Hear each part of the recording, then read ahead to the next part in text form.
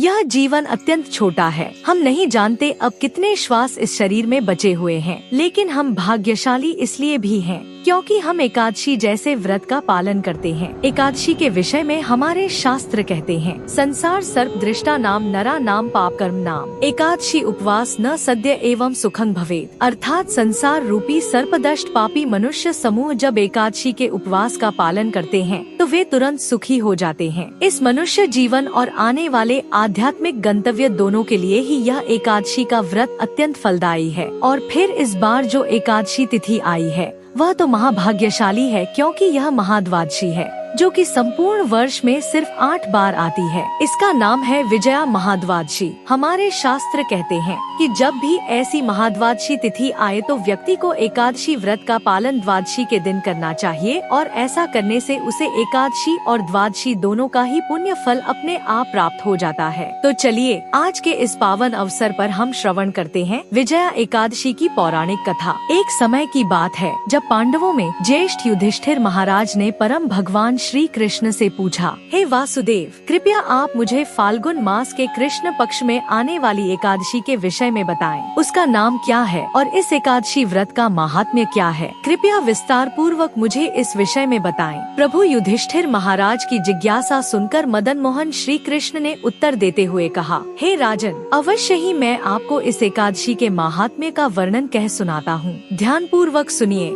फाल्गुन मास के कृष्ण पक्ष में आने वाली इस एकादशी को विजया एकादशी के नाम से जाना जाता है। जो भी व्यक्ति इस एकादशी व्रत का पालन करता है उसे इस भौतिक जीवन में हर प्रकार की सफलता प्राप्त होती है और इस नश्वर देह का त्याग करने के बाद उसे आध्यात्मिक जगत की प्राप्ति होती है। अब मैं आपको इस एकादशी के विषय में एक कथा का वर्णन कह सुनाता हूँ, जो कि महान ऋषि नारद मुनि ने ब्रह्मा जी से सुनी थी। तो इस प्रकार भगवान श्री कृष्ण ने युधिष्ठिर महाराज को विजया एकादशी कथा सुनाना प्रारंभ किया। एक बार देवर्षि नारद ने अपने पिता ब्रह्मा जी से पूछा, हे पिताश्री, कृपया आप मुझे बताएं कि विजया एकादशी व्रत का पालन करने से जीवात्मा को क्या लाभ प्राप्त होता है। यह सुनकर ब्रह्मा जी ने उत्तर देते हुए कहा, हे मेरे प्रिय पुत्र, सबसे प्राचीन यह व्रत अत्यंत पवित्र है। यह हर प्रकार के पापों का नाश करने वाला है। यह एकादशी अपने नाम के अनुसार ही हर प्रकार की विजय प्रदान करने वाली है। एक बार भगवान श्री रामचंद्र अपने भाई लक्ष्मण और भार्या श्री सीता माता के साथ वनवास के समय पंचवटी में वास कर रहे थे। अब एक दिन क्या हुआ कि दुष्ट रावण ने माता सीता का अपहरण कर लिया और इस बात से अपनी मानव लीला निभाते हुए भगवान श्री राम सामान्य मनुष्य की तरह ही अत्यंत व्यथित हो उठे।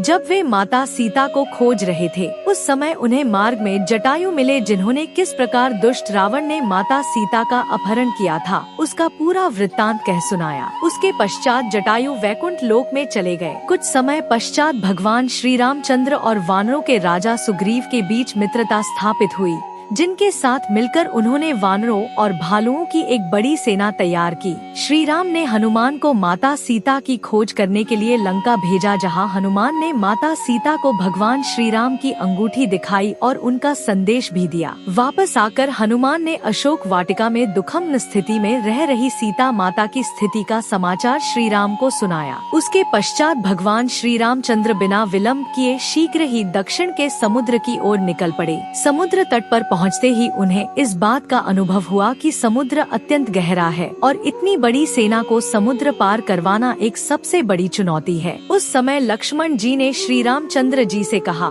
हे प्रभु, आप तो सर्वज्ञ हैं। यहाँ से लगभग 4 मील की दूरी पर बगदालभ्य ऋषि का आश्रम है। हमें उनके पास जाना चाहिए। वे अवश्य ही हमें इस समस्या का कोई समाधान बताएंगे। लक्ष्मण की बात सुनकर श्री राम और लक्ष्मण बगदालभ्य ऋषि के आश्रम पहुँचे। उन्हें प्रणाम किया और प्रार्थना की। भगवान श्री रामचंद्र और उनके सनातन साथी श्री लक्ष्मण को देखकर महान ऋषि बगदालभ्य ने कहा, हे पुरुषोत्तम, आप मेरे जैसे तुच्छ मानव की कुटिया में किस प्रयोजन से पधारे हैं? मैं आपकी किस प्रकार सेवा कर सकता हूँ? प्रभु श्री राम ने उत्तर देते हुए कहा, हे ऋषि श्रेष्ठ, मैं यहाँ इस विशाल समुद्र के उस पार स्थित लंका नगरी पर आक्रमण करने और मेरी पत्नी सीता का अपहरण करने वाले दुष्ट रावण का संहार करने के लिए आया हूँ। मेरे साथ मेरे वानरों की सेना भी है। कृपया आप हमारा मार्गदर्शन करें कि किस प्रकार हम इतने विशाल योजन लंबे अम्बु को पार कर सकते हैं। बकदालभ्य ऋषि बोले, हे रामचंद्र, मैं आपको एक अत्यंत प्राचीन व्रत के विषय में बताऊंगा, जिसका पालन करके आप रावण के ऊपर अवश्य विजय प्राप्त कर पाएंगे और आपकी कीर्ति पताका दसों दिशाओं में लहराएगी।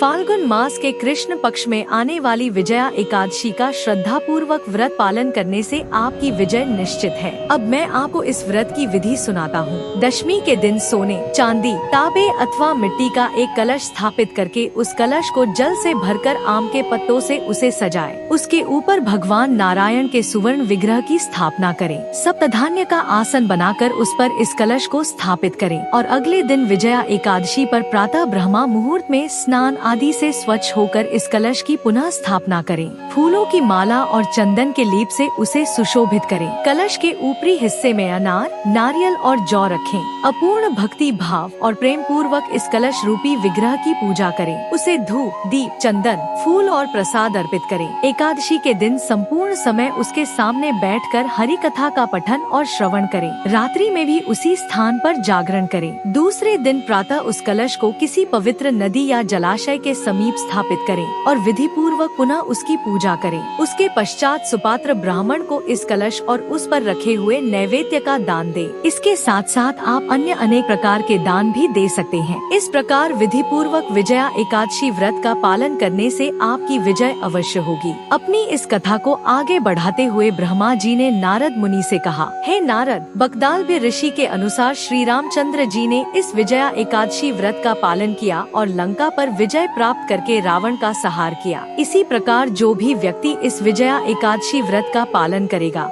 उसे इस भौतिक जीवन में विजय और सफलता प्राप्त होगी और जीवन के अंत में उसे आध्यात्मिक गंतव्य भी प्राप्त होगा। ब्रह्मा जी और नारद मुनि के संवाद का समापन करते हुए भगवान श्री कृष्ण ने युधिष्ठिर महाराज से कहा, हे राजन, जो भी व्यक्ति इस विजया एकादशी कथा का पठन और श्रवण भी करता है, उसे वाजपेय यज्ञ का फल प्राप्त होता है। इसलिए मनुष्य को इस विजया एकादशी व्रत का अवश्य पालन करना चाहिए।